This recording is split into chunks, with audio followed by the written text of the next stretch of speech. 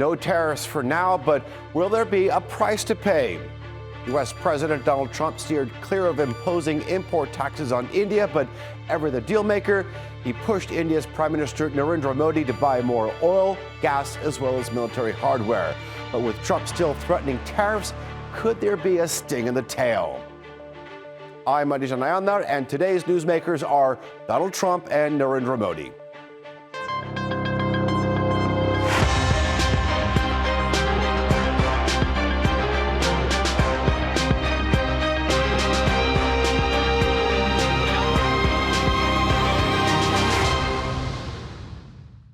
The two leaders have long had a close relationship, with Narendra Modi describing it as a mega partnership. But Donald Trump still has tariffs on his mind.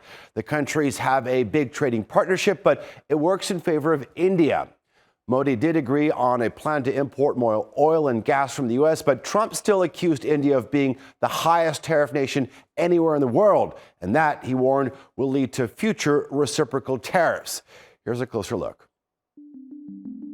India's Prime Minister Narendra Modi has been on a 2-day state visit to the US, just weeks after the start of Donald Trump's second term. He's long shared a close relationship with Trump, and he's the fourth world leader to visit him since January 20.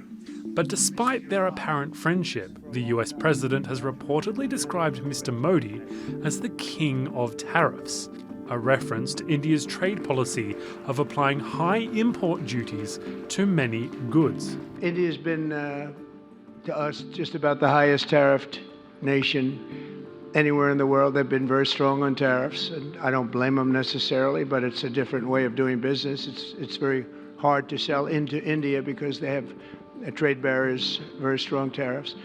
We are right now a reciprocal nation. And Modi was on a mission to placate the US president to lessen the impact of potential tariffs. India imposes a 30 to 40 to 60 and even 70% tariff on so many of the goods, and in some cases far more than that. The two leaders agreed to start talks to clinch an early trade deal and resolve their tariff standoff, setting a target of more than doubling bilateral trade to $500 billion by 2030. Our teams will work on concluding very soon a mutually beneficial trade agreement in order to ensure India's energy security. We will focus on trade in oil and gas. India is reliant on oil imports from multiple sources, so that was a mutually easy win. And India is one of the world's largest arms importers. Military equipment, possibly even F-35 fighter jets, are likely to be added to India's shopping list in the near future.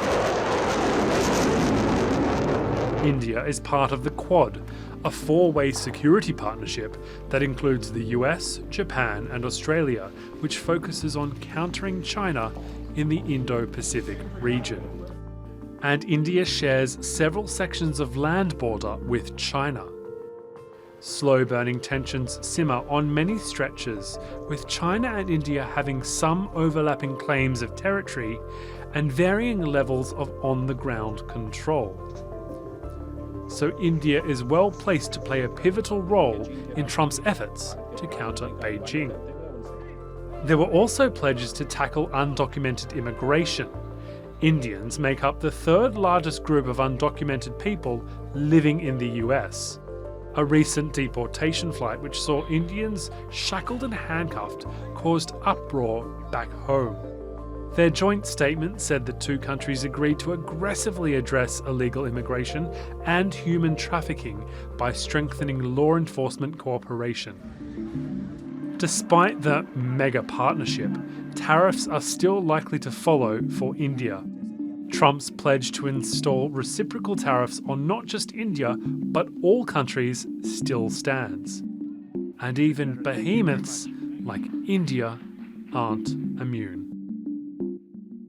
Joining me now are from New York, International Relations Professor over at New York University, Waheguru Pal Sidhu, From Washington, Indo-Pacific Program Director at the Center for a New American Security, Lisa Curtis.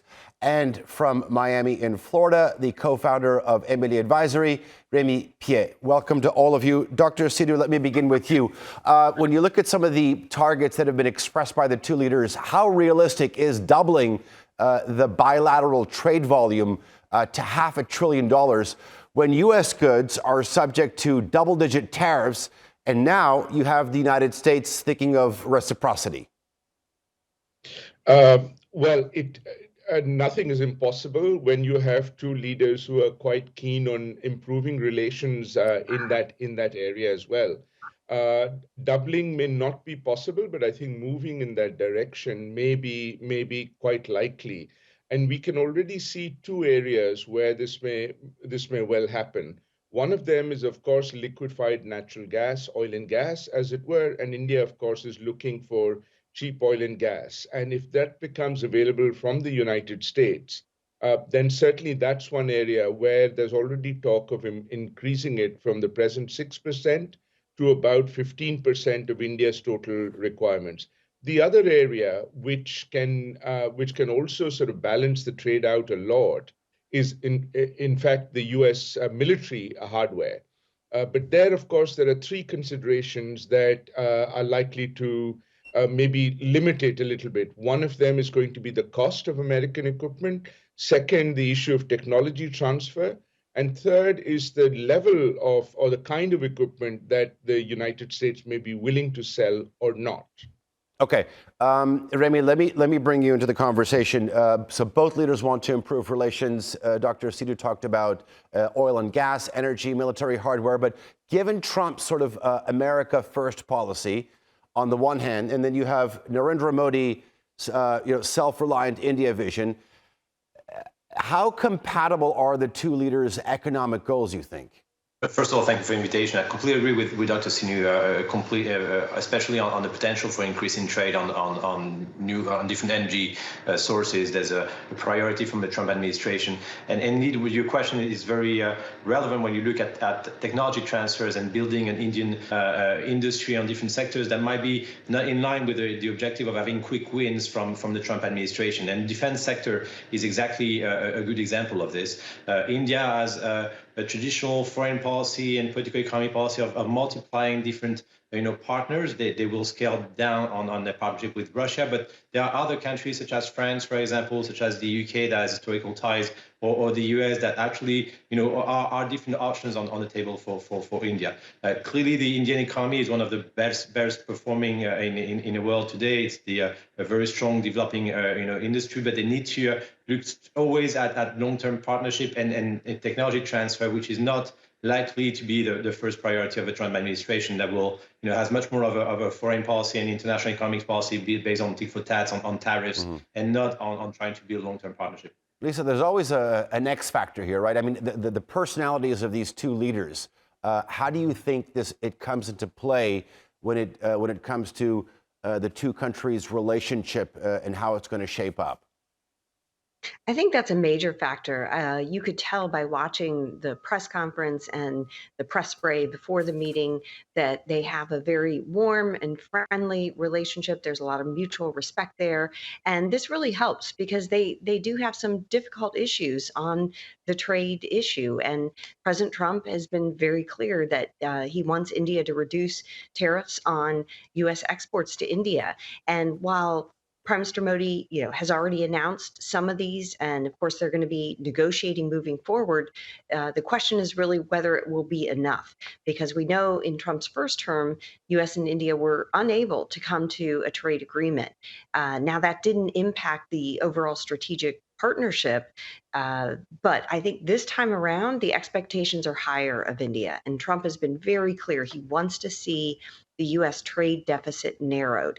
And yes, things like India purchasing more oil and gas from the United States, purchasing more defense equipment will help, but it may look like a drop in the bucket to President Trump. So I think, we've yet to see how much the trade issue is going to cloud overall relations moving forward. I don't think that happened during this visit. I think this visit was very positive. A lot of focus on defense cooperation, military sales, the Quad grouping, which is, of course, the U.S., India, Australia, Japan. Yeah, they've already had a foreign minister meeting of the Quad leaders on January 21st. So, there's a lot of issues for the U.S. and India to cooperate on. And I guess the major question I have is how much will the trade friction interfere with the larger strategic objectives of both nations? Since we're talking about strategic objectives, I think that there's one country that we've yet to discuss, and that is China. I mean, Remi, with the United States sort of aiming to reduce the dependency on the manufacturing that's coming out of China, how does India position itself as a sort of viable alternative in the supply chains? Yeah, absolutely. I mean, the manufacturing sector is probably relatively China a relative weakness in India, but there's been quite a few attempts at increasing levels of immediate education and skills for a series of industries. I think something that is very interesting to see here is when you look at the discussion between Narendra Modi and Donald Trump. Both leaders knew each other from the first Trump administration, but there's also been consistency during the Biden administration of trying to further ties with India, and indeed as having it as a strategic partner in this southeast region of Asia in terms of diversifying, creating more partnership. There was one specifically interesting on critical minerals that illustrates the desire of India to become some level of manufacturing partner on the midstream level of processing of minerals, especially for critical mineral, rare earth, others in terms of the electrification of batteries. And so you could see some ideas of long-term strategy partnership between the US and India during the last 4 years. Whether or not the Trump administration will continue on those programs and maybe relabel it, will be very interesting. But that's where India becomes a key potential alternative to China in the mid to long run, not in the short term, towards being a partner of the United States and the West in terms of manufacturing products. Okay, fair enough. Dr. Sidhu, let me bring you back into the conversation. Let's talk about sort of India and the role it plays in the region. Coming out of the meeting with these two leaders, did you get any signs that India sort of might shift from its sort of strategic neutrality and move closer to this US-led alliance, particularly in the Indo-Pacific region? And certainly in the Indo-Pacific region, India is as close to being an ally as it ever can be. I don't think it will ever get into a formal alliance with any country, let alone the United States. But I think the Quad is the closest it comes to that kind of a partnership. But look, let's also be very clear that we are also now, in many ways, in a post-alliance world from the Trump perspective. Look at, for example, the reaction in response to NATO. So in a way, even the Trump administration is much more open and conducive to this idea of a kind of less formal structure like the Quad, which does not have a formal headquarters, is not just focused on military, but has other kind of dimensions to that. But to your question on whether there is going to be broader convergence on India and the United States on China, clearly, there are limitations to that partnership as well, because it's quite obvious that the US is not going to get involved directly in any Indian conflict with China, and neither does India want to get involved in any direct conflict that the US may have with China. And I think both sides understand that. But short of that, I think certainly in the Indo-Pacific, as you will see in the Quad, there is an effort to manage China, which is a term that India uses rather than contain. But they're also not going to put all the emphasis on the military, which is why you have the emergence within the Quad in some ways of the Australia, UK, US alliance, which is much more kind of focused on the military side of it as well. From India's point of view, it's really more important to have a much broader Quad, which underlines, of course, the open, passages in the Indo-Pacific, but does not necessarily lead to a direct confrontation with China. Okay, Lisa, I mean, Dr. Sidhu was talking about sort of this era that Trump has ushered in, or even in his first term post-alliance. But we are seeing the Quad gaining momentum as a sort of a counterbalance to China. Do you feel that Prime Minister Narendra Modi's visit sort of signals a deeper Indian commitment to the Quad's especially when it comes to the group's security initiatives? I do think so. I have a slightly different perspective than Dr. Sidhu, having worked in the first Trump administration in the National Security Council and seeing firsthand during that 2020 border crisis between India and China and how the U.S. really stepped up to support India, providing intelligence support, military equipment, diplomatic support. The U.S. really stood by India at its time of crisis. And I think Prime Minister Modi will remember that. And there is a commitment. And even though India and China have reduced tensions along the border, it's really because China finally agreed to return its troop positions to the pre-May 2020 status quo, which was something that India had insisted upon. So, in fact, India's patience, the fact that it, stuck to its guns in terms of not allowing diplomatic normalization to happen until the situation along the border was resolved. I think that paid off because China was unable to change facts on the ground, and it was really important that India stood by its position. So I think even though those tensions between India and China are reduced, India is not going to forget what happened in 2020, and it's not going to forget that the U.S. stood by it in its time of crisis. So I do think that it's very symbolic that Prime Minister Modi has visited the White House only 3 weeks into the Trump administration, and that we saw a Quad foreign ministers meeting literally on the second day of the Trump administration. All this is very important, and it sends a strong signal to China that, one, the U.S. will work with its allies and partners to make sure the Indo-Pacific is peaceful, stable. There's a rules-based order that, aggression, bullying of other smaller nations will not stand in this region. So I think it's a very important signal. And even though the U.S. and India will never have an alliance, that's not what either side is seeking.